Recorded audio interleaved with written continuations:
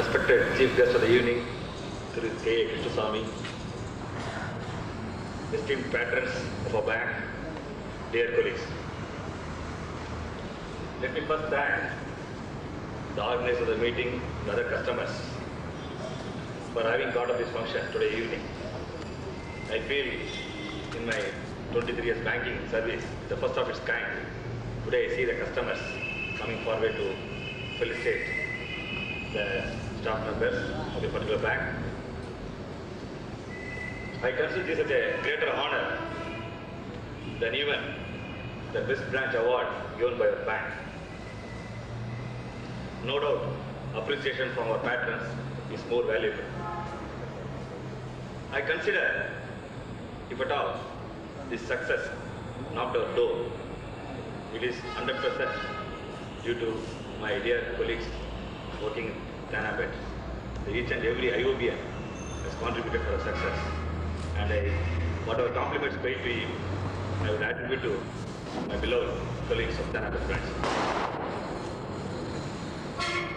I feel, if you ask me, today I found some of our beloved friends and clients are paying tributes. If you ask us, what is our strong point? I would say the IOBs in Tanabet are quite well versed in one art, that is bending a rule to satisfy a customer. Often we find, whether it's bank or any institution, as a matter of fact, even if you go to a ration shop, anywhere you can see, people, they are quick enough to quote a rule and decline something which you look forward from them. But here in Tanabet, it's quite different. I feel it's because, you know, all the human beings have heart. I think the bank, this branch, has a heart. And they want to, when the request is made, they would like to see how best they can help a client.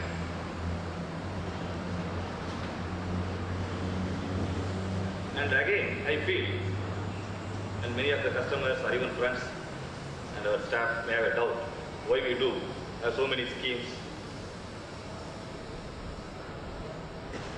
I have a very strong feeling that banks in India, they can change the fortune of India.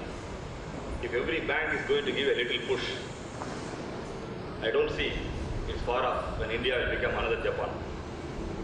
With this idea in mind, we at Tanabet, we are getting into many areas which may obviously look quite unconnected to banking. You know, as a bank, we have a building, we have staff members, we have telephone, we have contacts. We can help anyone. We see from the morning to evening people who come forward for help. It may be for purchase of a television set at a concession rate or getting a milk card and so many things we do remaining in the bank. And we do this as a wholesale. We get into areas where people have problems. We not only deal with the customers, we also deal with the public. Wherever we find people have problems, we want to get into those areas. That's how we started the motor vehicle tax collection. As you all know, how the motor owners are finding it difficult to get their tax tokens. This was done at IOB Tanabet, and we found the actual owners were themselves coming forward to collect their tax tokens. As we created such a nice environment, we not only gave the tax tokens in about 3 minutes time, we arranged for smart insurance, we arranged for free checkup to make it really attractive. Such a dry subject like MV tax collection became very attractive. The last year we had even canteens, ice cream parlors, etc. And apart from that, I told IOB Tanabet is a bank with heart. What we did was, we used this cleverly to raise funds for a school at Napalayam, which was adopted by Rotary Club of Madras North. The children of the school were studying under the tree, which one of the Rotarians happened to see, and the Rotary Club Madras North, they considered a building which was not sufficient. On the Republic Day when I went there, I saw the plight of the children. I thought that we would make use of this MV tax collection as an opportunity to raise funds. And thanks to the splendid support of IOBians of Tanabet, we could net about more than ₹1 lakh. And I'm sure that another building will shortly come raise up at Napalayam. Apart from that, when the tax collection work came, it was very difficult for the bank staff alone to do this. So what we did, we engaged the service of physically handicapped, and we could provide employment to all these physically handicapped. For about 13 days, we paid them decent salary, apart from providing them sumptuous lunch. In fact, I became very happy recently. A physically handicapped girl who worked in the MP tax collection, recently she called on me to collect a certificate. She applied for a bank interview. In that, she showed a certificate issued by us, placing on record the excellent service she rendered during MP tax collection. That certificate enabled her to get a job.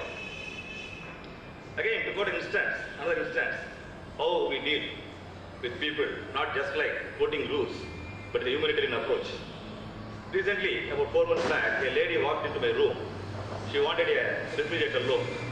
You are all aware, we have got a personal loan where we give loans for purchase of domestic articles, household appliances. This lady wanted a refrigerator loan and I asked her to bring a salary certificate. I found her salary is not adequate, and especially when the loan is granted, after the payment of installment, she owed 50% of the salary, which is a basic norm. And I politely declined to consider the accused. She was very persistent. Normally, what I do when the ladies come for a personal loan, especially the working woman, I suggest them to buy a wet grinder, not because I'm a friend of Kundar. Because ladies, if you take in India, even though we say men and women are equal, the women have to work both in the kitchen as well as the bank. Unlike the men folk who can come to the bank and go in the evening even for a cup of coffee, they will relax in the east chair. The wife has to bring the coffee. She would have done her hobbies, our day's work. So I always bear this point in mind. I tell the ladies when they come, why don't you buy a grinder so that it will be helpful to them in their, at least the kitchen. But this lady refused my offer to buy a grinder. She said, refrigerator I need. I said, okay, how is that possible? Then she said, this refrigerator is needed for a medical shop in a place nearby Madras, a suburb. I said, this comes under a small loan. For this, you have to command area. You have to go to approach the nearest branch. And again declined. Immediately I found tears, a rice full of tears. And what she told was really, reached my heart. She said, she's a widow. She got married, she gave birth to 3 sons, and her husband passed away. With great difficulty, she gave them education, and they got the graduation. Unfortunately, she could not get them job. Wherever she went, nobody is there willing to help her, to give employment to her sons, and some people demanded money which she didn't have. When she went to nationalized banks, what she told me was, I see so many things in the TV, newspapers, but when I went and approached the bank, uniformly everyone declined. She said, my son with a great difficulty, he passed a course in pharmaceutical science, and he has started a medical shop for which a refrigerator is a must. But I don't find any bank who is prepared to give a refrigerator loan. The moment she said, I forgot all my rules. The command area, the area of operation, jurisdiction, everything I forgot. Because I saw your mother, I didn't see a borrower. Immediately I granted the loan. I'm happy to inform you, she has been continuously paying her installments. And I told her, even if she has some schemes for other 2 sons, we'll be too happy to take up that. Similarly, so many instances have come across, we and we try to help everybody with a very humanitarian approach. Recently, we conducted a survey in a slum in Dhanambed, what we call SS Puram and Nakir Nagar. And I'm very happy to inform my bank staff, numbering about 24 or 26, they all came with me. They spent the whole of a Sunday, a precious Sunday, which they would have spent before a TV. They were all there to conduct a survey. What we thought, why should borrowers approach us? Why not we approach them before they come to us? Because when they go, they are not prepared. It will help us also to know the real requirement. Unlike when they come to us, they come well prepared. And mostly, they are being tutored or taught to make some false accuse. So we went down to the slum. I want to tell you, actually our heart started bleeding. And we came across so many instances where we thought our helping hand should immediately be extended. We saw 2 ladies. One lady is 15 years old, another 49. Both of them Rangoon refugees. They are living in a hut. The hut is gone already, half of them gone. And they don't have a means of livelihood. They are almost dying out of poverty. We told them, please come, we'll help you. In another family, there are about 9 members, father, mother and his son. and number of children. The father and mother, they are invalid. The son, last 9 years, is spending a rickshaw, which he doesn't own. He has to pay about 7 rupees a day. And only after first 7 rupees will go to the rickshaw owner. And the rest of the only he can take it to his family. So these things when we saw, we thought that we should evolve a scheme. Even though we evolved the MP tax collection, which mostly goes to help the people belonging to the higher set of the society. And we want to evolve schemes to help different people belong to different set of society. Now, the scheme which I wish to announce here is what we call it Slum Tenements Cottage Industry. That's what I named it, probably will change the name. Slum Tenements Cottage Industry. Here, in this scheme, what we are planning, I'm not ridiculing the system at present, but what happens, the small loans when they are extended, people take the loan. Many people, they don't actually buy the article. Even the people buy the article, let us say sewing machine, they don't know what to do with the machine. Even if they know what to do with the machine, they don't know marketing, they can't get customers. So ultimately, they sell the machine. I want to see that we have a scheme which will overcome all these hurdles. Under the new scheme, what we are planning now, already we have spoken with two of the government exporters. These government exporters, they convey their agreement, they convey their consent to associate themselves with us. Under the scheme, we will be giving machines under our priority sector loan, and the export government companies will go to the slum and they will teach the ladies tailoring. They will provide the cloth every day. They will have them stitched. They will pay the wages and collect back the clothes. So under the scheme, I feel the earning is 100% ensured, and they are also going to learn something which they don't know. In that way, I feel that we can really do a lot to remove the misery of the people. There are so many variables are there. We can approach big industries, whether they can have anything to be done by an ancillary unit. We can start some small ancillary unit. We are in touch with the Slum Clearance Board. They are also happy to associate themselves under the scheme, and I am very sure that this scheme, if once successful, I hope that our bank will extend to other areas, and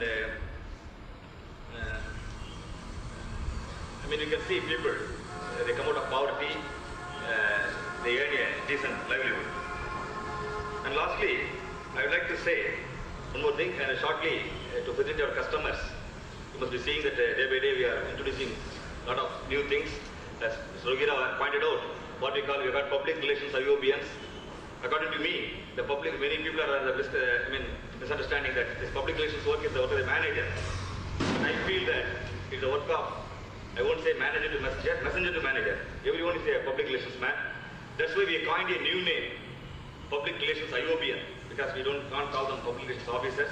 We call them public relations IOBNs. We have taken the photograph of all the staff members. We neatly paste it in a board. Once in a month, every month 3 people are selected.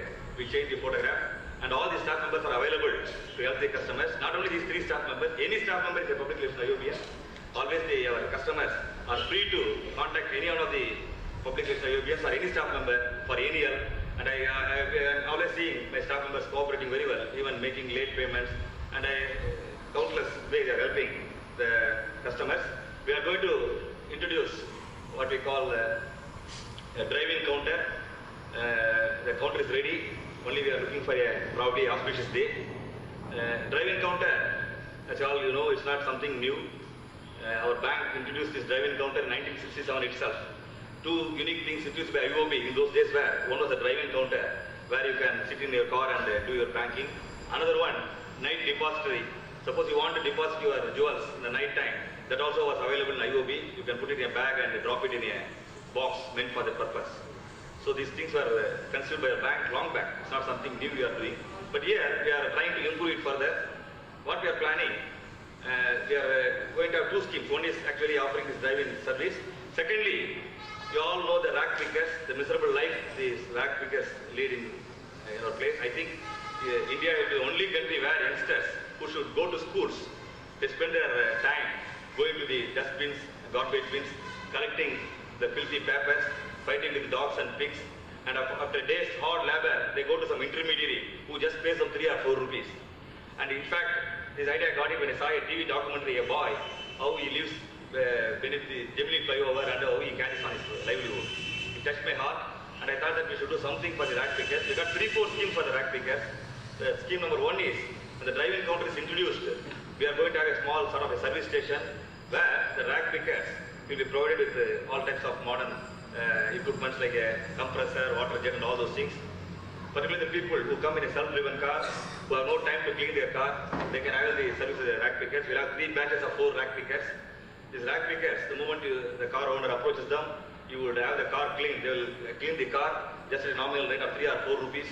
Is one service we are contemplating. Another one, a sort of a promotion to them in what they are doing already. That is, they are already dealing in paper. We thought we would promote them. That we will provide a cycle, a weighing balance and a uniform. And they will go around houses and buy the old newspapers, and we'll ourselves arrange for sale of the old newspapers. It's another idea we're having. Third one, after all these boys, after collecting this paper, they go to some intermediaries. We want to eliminate these intermediaries. What we will do, we will try to form a cooperative society where this paper will be bought and the profit will be shared by all the rag pickers. And let me not take much of your time. We got many more schemes. Let me reserve it for the next meeting. And now, as a manager of Tanambed brands, on my behalf and on behalf of all the staff members, my dear Europeans from Tanambed, I assure you, all my clients, of very good customer service, and we assure you that we'll take care of all your banking. I want to underline non-banking or banking or non-banking needs. Already we are doing it in an informal way. And all types of service, all ethical, moral, good services will be rendered at IOB Tanambed. I also take this opportunity to thank my staff members, but for whom today we will not have this function. I request my staff members to continue their good work. And most important is, they should spread this message, service message.